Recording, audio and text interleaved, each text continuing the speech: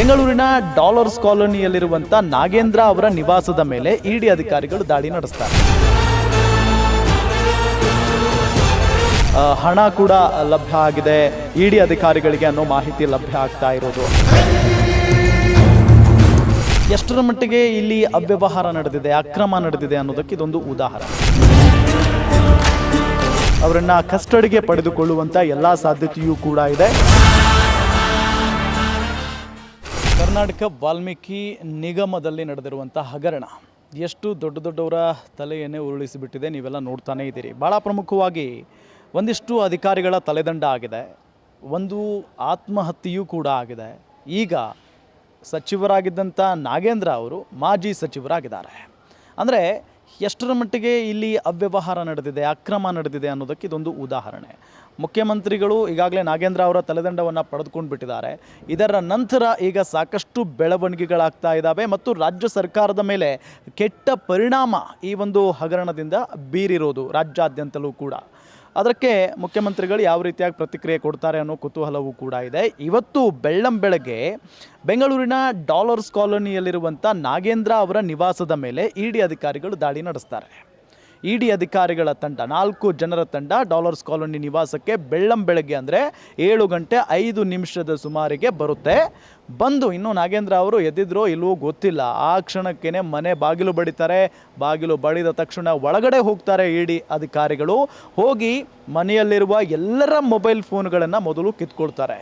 ಎಲ್ಲರ ಮೊಬೈಲ್ಗಳನ್ನು ಕೂಡ ಕಿತ್ಕೊಂಡು ಅದಾದ ನಂತರ ಎಲ್ಲರನ್ನೂ ಒಟ್ಟಿಗೆ ಕೂರಿಸ್ತಾರೆ ಒಂದೇ ಕಡೆ. ಎಲ್ಲೂ ಅಲುಗಾಡೇ ಹಾಗಿಲ್ಲ, ನೀವೆಲ್ಲ ಇಲ್ಲೇ ಕೂತ್ಕೊಳ್ಬೇಕು ಅಂತ ಹೇಳಿ ಕೂರಿಸ್ತಾರೆ. ಅದಾದ ನಂತರ ಮನೆಯಲ್ಲಿರುವಂಥ ಎಲ್ಲ ರೂಮ್ಗಳಿಗೂ ಹೋಗಿ ಹುಡುಕಾಟವನ್ನು ನಡೆಸ್ತಾರೆ ಇಡಿ ಅಧಿಕಾರಿಗಳು. ಎಲ್ಲೆಲ್ಲಿ ಏನೇನು ಸಿಗುತ್ತೆ ಎಲ್ಲವನ್ನೂ ಕೂಡ ತಂದು ಟೇಬಲ್ ಮೇಲೆ ಇಡ್ತಾರೆ. ಅದರಲ್ಲಿ ಭಾಳ ಪ್ರಮುಖವಾಗಿ ಒಂದಿಷ್ಟು ಕಡತಗಳು ಕೂಡ ಇಲ್ಲಿ ಲಭ್ಯ ಆಗಿದ್ದಾವೆ, ಒಂದಿಷ್ಟು ಹಣ ಕೂಡ ಲಭ್ಯ ಆಗಿದೆ ಇಡಿ ಅಧಿಕಾರಿಗಳಿಗೆ ಅನ್ನೋ ಮಾಹಿತಿ ಲಭ್ಯ ಆಗ್ತಾ ಇರೋದು. ಹಾಗಾಗಿ ಯಾವೆಲ್ಲ ಕಡತಗಳು ಸಿಕ್ಕಿದಾವೋ ಅದೆಲ್ಲವನ್ನು ಕೂಡ ಪರಿಶೀಲನೆಗೆ ಒಳಪಡಿಸಲಾಗಿದೆ ಈಗಾಗಲೇ ಇಡಿ ಅಧಿಕಾರಿಗಳಿಂದ. ಅದಾದ ನಂತರ ಇನ್ನೂ ನಾಗೇಂದ್ರ ಅವರ ವಿಚಾರಣೆ ಬಾಕಿ ಇದೆ. ಜೊತೆಗೆ ಹೆಂಗಾಗಿದೆ ಅಂತ ಅಂದರೆ ಅವರ ಮನೆ ಕೆಲಸದ ಹುಡುಗನನ್ನು ಕೂಡ ಹೊರಗಡೆ ಬಿಟ್ಟಿಲ್ಲ ಇದುವರೆಗೂ. 7:05 ಒಳಗಡೆ ಹೋಗ್ತಾರೆ ಅಧಿಕಾರಿಗಳು.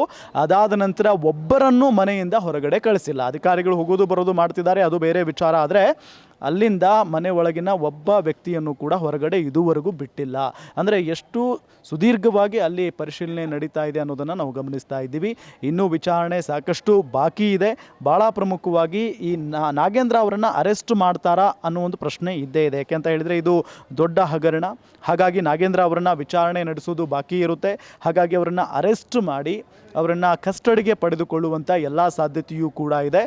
ಬೆಳಗ್ಗೆ 7 ಗಂಟೆಯಿಂದಲೂ ಕೂಡ ಅವರಿಗೆ ಸಂಬಂಧಪಟ್ಟಂಥ ಯಾರೂ ಕೂಡ ಮನೆ ಕಡೆ ಸುಳಿದಿಲ್ಲ. ಅಂತ ಅಂದರೆ ಯಾರೂ ಫೋನ್ ತೆಗೆದಿಲ್ಲ ಅಥವಾ ಫೋನ್ ಮಾಡೋಕ್ಕೆ ಸಾಧ್ಯನೇ ಇಲ್ಲ. ಅಂದರೆ ಎಲ್ಲರೂ ಕೂಡ ಒಳಗಡೆನೇ ಇದ್ದಾರೆ. ಹಾಗಾಗಿ ಒಂದು ಕರೆ ಈ ಕಡೆಯಿಂದ ಹೋಗಿಲ್ಲ, ಒಂದು ಕರೆ ಆ ಕಡೆಯಿಂದ ಬಂದಿಲ್ಲ ಅನ್ನೋದು ಭಾಳ ಸ್ಪಷ್ಟವಾಗಿ ಗೊತ್ತಾಗ್ತಾ ಇದೆ. ಹಾಗಾಗಿನೇ ಇದ್ರ ಜೊತೆಗೆ ನಾಗೇಂದ್ರ ಅವರಿಗೆ ಸಂಬಂಧಪಟ್ಟಂಥ ಅಧಿಕಾರಿಗಳಾಗಿರ್ಬೋದು, ನಾಗೇಂದ್ರ ಅವರಿಗೆ ಸಂಬಂಧಪಟ್ಟಂಥ ವ್ಯಕ್ತಿಗಳಾಗಿರ್ಬೋದು, ಅವರ ಮನೆಗಳು, ಅವರ ಕಚೇರಿಗಳು ಎಲ್ಲದರ ಮೇಲೆಯೂ ಕೂಡ ಈಗ ಇಡಿ ಅಧಿಕಾರಿಗಳು ದಾಳಿಯನ್ನು ನಡೆಸಿದ್ದಾರೆ, ಕಣ್ಣಿಟ್ಟಿದ್ದಾರೆ. ಅಲ್ಲಿ ಸಿಕ್ಕಂಥ ಕಡತಗಳನ್ನು ತಮ್ಮ ವಶಕ್ಕೆ ಪಡೆದುಕೊಂಡಿದ್ದಾರೆ, ವಿಚಾರಣೆಗೆ ಒಳಪಡಿಸ್ತಾರೆ. ಹಾಗಾಗಿನೇ ಈ ಒಂದು ಪ್ರಕರಣದಲ್ಲಿ ನಾಗೇಂದ್ರ ಅವರ ತಲೆದಂಡ ಆಗಿದ್ದು ಒಂದು ಕಡೆ ಆದರೆ, ನಾಗೇಂದ್ರ ಅವರಿಗೆ SIT ವಿಚಾರಣೆಯ ನಂತರ ಇದು ದೊಡ್ಡ ಮಟ್ಟದ ತಲೆನೋವಾಗಿಬಿಟ್ಟಿದೆ, ಟೆನ್ಷನ್ ತಂದೊಡ್ಡಿದೆ. ಹಾಗಾಗಿ ಇವತ್ತು ನಾಗೇಂದ್ರ ಅವರನ್ನು ಅರೆಸ್ಟ್ ಮಾಡುವಂಥ ಎಲ್ಲ ಸಾಧ್ಯತೆಯೂ ಕೂಡ ಇದ್ದೇ ಇದೆ. ನೋಡೋಣ ಏನಾಗುತ್ತೆ ಸಂಜೆವರೆಗೂ ಅಂತ ಹೇಳಿ. ಕ್ಯಾಮ್ರಾಮನ್ ಗಿರಿಬಾಬು ಜೊತೆ ರಾಮ್ ಬಡ್ಗೇರ್, ಗ್ಯಾರಂಟಿ ನ್ಯೂಸ್.